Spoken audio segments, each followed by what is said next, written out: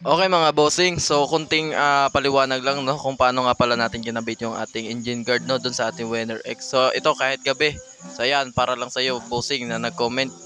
Kasi nga naman no yung sa previous ng ating video hindi nga naman talaga natin pinakita kung paano natin kinabit yung ating engine guard. So ngayon mga bossing, papaliwanag ko sa inyo. So ito pala yung Winner X natin. So kinabitan ko na rin pala ng pinalitan natin yung stock natin ng bagong side mirror.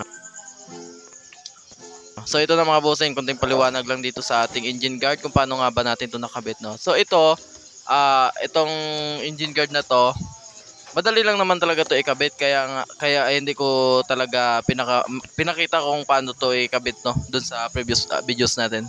So ito pala ang ginamit ko pala ditong screw is syempre yung stock ng yung sa radiator. Yan, may clip kasi yan sa likod. So makikita mo yan diyan.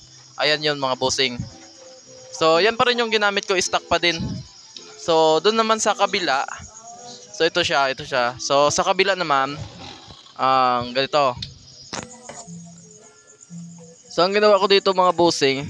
So yung binili ko yung yung engine guard may kasama na talagang screw. So kahit anong screw naman pwede mong gamitin, basta wag lang masyado malaki no, yung tamang-tama lang kakasya dito.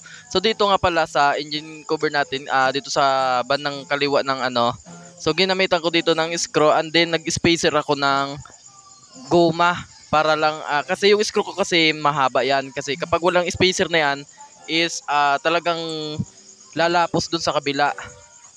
So ang ginawa ko, naglagay ako ng spacer na guma. So ayun, dito naman sa baba okay lang yan dyan kasi may lock naman yan dyan no.